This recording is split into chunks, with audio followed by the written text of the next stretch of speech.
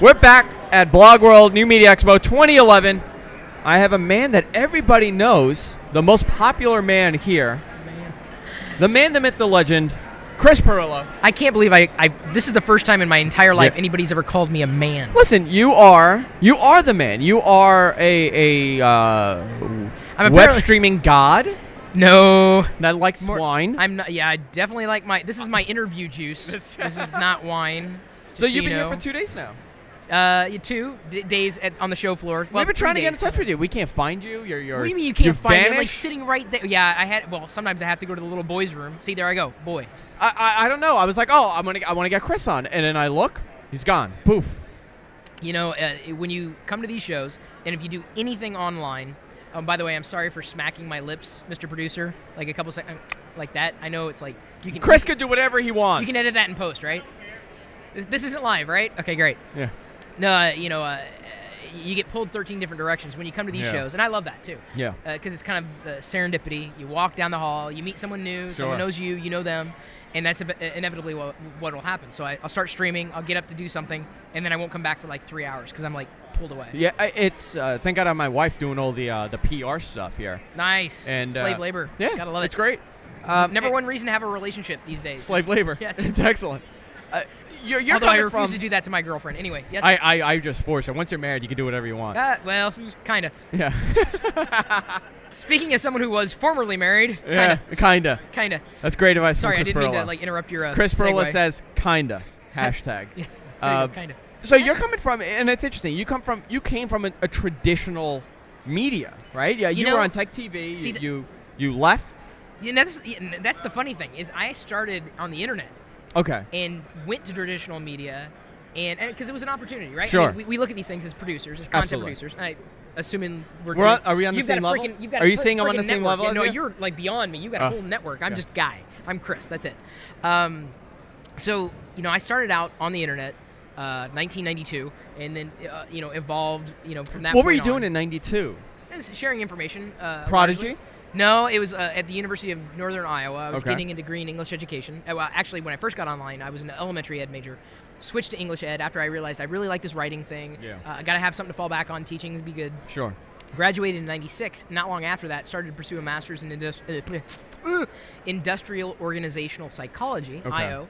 Psych is I guess what they call it, and it was largely because I really appreciated how humans were interacting with technology. Absolutely. So I'd always been interested in technology and figured out how to parlay a lot of these personal shortcomings and quirks into a career. And so I started sending out information by way of email, legitimately, not spam. Wrote a book, and actually found out just the other day the Exact Target, yesterday. Chris Baggett, the founder of Exact Target. This is like a company with 1,000 employees now, about to go public. Huge. Tweets me yesterday, says, I got to find you because you literally changed my life. I'm like, okay. And I didn't know if this was a good thing, a bad thing. People have met each other in the chat room and got married from there. That's really happened. So I meet him, and he says, I just want to let you know that the book you wrote about email publishing in 1999 basically gave me the idea. You set the stage for Exact Target. It is amazing. The problem is he didn't cut me in. Like I get nothing. I didn't get a cut. I didn't get a freaking T-shirt or nothing. I mean, I love the guy. Thank you. Yeah, nothing. I didn't even get that. No, nothing. And so he says, well, I come to Seattle often. He says, good, you'll take me out to lunch when you go. Like, we're going to have a nice sushi dinner when we go to Seattle. It's on you. So you're on the West Coast. You're coming here to New York, and this is the first year BlogWorld is doing it. It's different, right? It's totally different. The vibe, honestly, I've done New York. And they're assholes, right? New York. It's not so bad. I mean, I think the pedestrians are a little nuttier than the taxi drivers. And I didn't realize that until last night when I couldn't catch a cab, which, was kind of, okay, I'm kind of grateful that I couldn't. Although I really appreciate it. Seems like every cab has got the credit card swipe. It's a big thing. That's really, really nice. Everyone's been nice. It's just that I think pedestrians are freaking nuts. I mean, these guys they don't care. No, they'll jump in front of your car. I'm standing here. I'm like, okay, it's red hand, like where I'm from, which is like planet Earth. That means stop. But the pedestrians like, the world revolves around me. So. I was fine with that. I was just kind of going with the flow.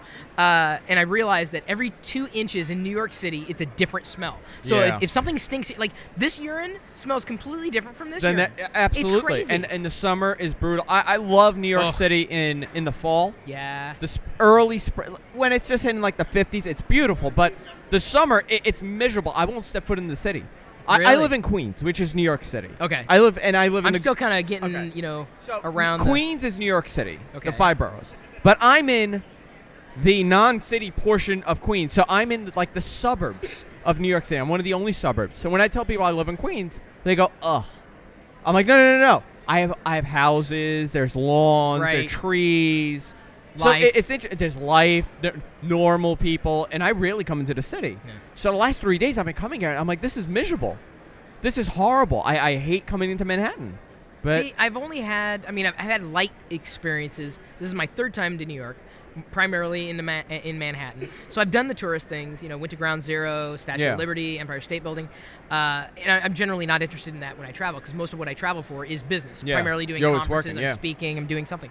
So, and I'm fine with that, even though the thing I do feel bad about is because I don't know, I'm an introvert, and I believe it or not, I don't leave my house. That's very why do you think I'm rarely doing this? leave I my built house. a studio in the house, and that's all I do.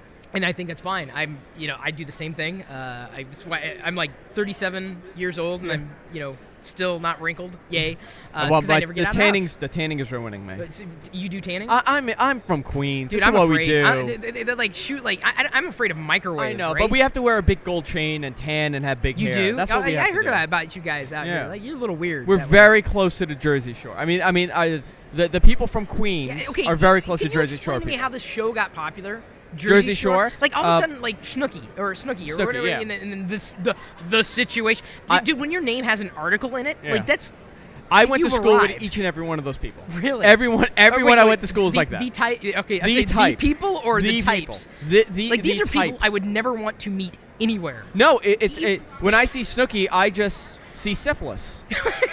That's how I That feel. was actually her nickname in high school. The believe it or not. Snooki the So she had syphilis? kind of she didn't have the. It was just syphilis. Just- They used to call her Sif for short. For short. I don't know. I'm making. I wouldn't know that. Snooki, Crazy. please Allegedly. That's allegedly. I can't. We got to play it safe. Right. So- Because she's gonna see this. Chris, honestly, what you're doing is amazing. I wouldn't know that. I watch your show. I'm sorry. I do. There are times that I turn on and it's just monitors and music. That's pretty much what it And there's is, like 300 actually. people listening to nothing. That primarily. Well, it's Nintendo. Last night it was Nintendo yeah, music. the 8-bit music Yeah. usually streaming if I'm not there, and that's fully licensed, Creative Commons, so I'm not getting in trouble with anybody. So I mean, what you've created is the epitome of new media and internet broadcasting. And I spoke yesterday, and I was talking about how people like you and people like me that are doing this and we're content providers, we need to reach out to other people and kind of network. It's an important role, but there's so many people out there that feel that, well, we're competing, right? You're doing technology stuff. I do tech stuff. Oh, we shouldn't be near each other, but it's a stupid thing. It's such a small group. It's such a small community. I have people that watch my room. I'll guarantee you, 70% of people in my room are Leo Laporte fans. oh, of course. They all watch you. Someone asked me today. It was one of the potential advertisers. It wasn't an advertiser. It was an affiliate program. Yeah. And he says, "Do you know Leo Laporte?" And I'm just kind of like, "No, I have no idea who that guy is. It's funny considering I took his job on TechTV. Actually, I replaced him. The funny thing, they didn't know when I first got hired, because they hired me largely because of my background and experience with Sure. sharing knowledge. It was everything I was doing online that built up to getting that job. Because some people don't understand that. They didn't know if I was going to host Call for Help or the Screensavers. Oh, really? Yeah, they didn't know. And I think it came down to Chris was more personable and a little younger. Yeah. And he may appeal to a larger demographic than would Leo. I think Leo did a far better job with Call for Help than I did. Really? Now, That's a very honest thing to say. I fully admit that, because I mean, Call for Help was his idea. It was his baby, and he loves that. Was there any show. animosity when you came in?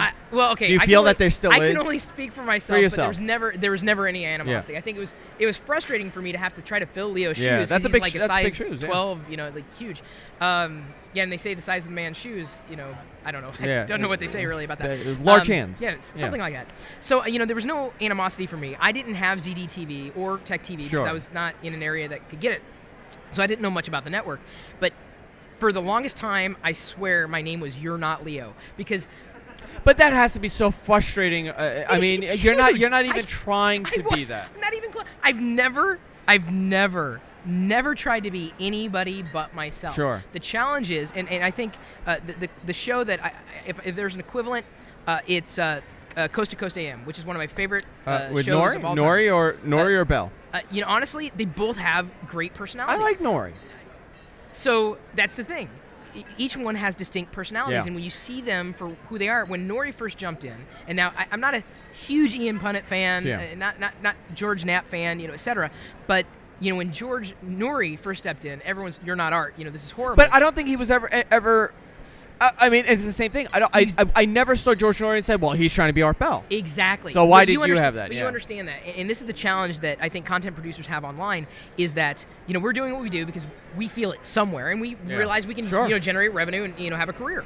But some people are so resistant to change that they're going to hold you to their opinion of you rather than your presence of you. So when you make any kind of change, switching from Mac to PC or whatever, and that causes somebody to shift how they perceive you, it upsets them. Yeah, it's their problem, not yours. That's a very fascinating thing. I've learned this. When we started the network, it was horrible. It was just me, just rambling. I have no broadcasting experience. I'm just a fan of radio, and not internet radio, but I was a fan of traditional radio, and I was laid off from my IT job, like many people were, and it's virtually impossible for somebody with only a couple years of IT experience to get hired when there are people with 25 years of experience working for HP that are laid off and that cannot get a job. It was difficult, so I started doing this for fun, and it became more and more of a full-time thing, and it's become, a full-time paying job. What really got us started, and I really owe it to Leo, because I called into a show. I had no idea what I was doing, and I wasn't looking to get a plug. I was just looking to get advice, and that was the first thing I said to him. I said, listen, Leo, I don't want a plug. And I told the screener, I said, I don't want a plug, I just want advice. And because I said that, he gave me a plug. Right. He pulled up the website, he pulled up the show, my website went down, thousands of viewers, and I have a huge Leo audience now. And it's not a bad thing at all. It's not a bad thing at all. Because they're passionate. Extremely passionate, and we have a huge tech following. But they're very passionate. Do you think they hate you? Oh, I absolutely because do. I follow Leo. No, I see the chat room. Very rarely do I find anybody who likes Leo liking me. Why? I don't. Do you think it's a difference in your broadcasting? Well, it's an absolute difference. I'm not Leo. Well, you haven't been on the show, right? It's been a long time, and I'm not. I never ask. It's not my position. Hey, he's got an amazing audience, but there's already this kind of like, he's not Leo, he's not Chris, and I'm like, well, this is like a pseudo animosity. I don't think there's any animosity. It has to be flattering to both of you because both of you have elevated internet broadcasting, in my opinion, especially in the tech field. And, I think both of you have Leo did give me credit when he started live streaming Twit to me pushing forward. And for better or for worse, I tend to see things like right before I think they're going to be important. Yeah. Blogging, RSS, podcasting, getting into it before everybody else. I wish I had that ability because I just see it now. Oh, it's gigantic. They'd be able to self-publish. YouTube's only made it easier. There's so many true YouTube. I'm not going to call them celebrities. People who are. I'm very careful about that word, by the way. Yeah. Because some people say, "Oh, you're an internet celebrity." I'm like, screw you. I'm not a celebrity. And I do more than just the internet. Sure. So you've completely mislabeled me. Yeah. You put me into a category where you assume I have a gigantic ego. And that's never been the case. I think being humble is the most important thing in this business. But people assume because you're in front of a mic and because you've got your name and face out there that you've got a huge ego, and it's horrible. They've already judged you based on their perception of you, not who you are and what you're trying to do. Chris, I have to go because I have other shows on. I apologize. But I could talk to you for hours, Chris. This is what I do. I talk. I'm just going to come over to your booth and just talk to you now. Your I'm website, sure no one's Chris, there. For people who don't know. Go to Google, search for the word Chris. Just put in Chris. First thing. Trust me, if you misspell my name, Google is so good. They know. You meant Chris Pirillo. You meant Chris Pirillo. I met Chris Hardwick. No, Chris Pirillo. And Chris Brown beats me every so often. Not physically. Chris Brown could go to hell. Like, it's all about Chris Pirillo. Sometimes when he beats someone else in the news, then he raises above me. But I'm the first Chris on Google. Chris Pirillo, everybody, from BlogWorld, New Media Expo 2011. We'll be right back.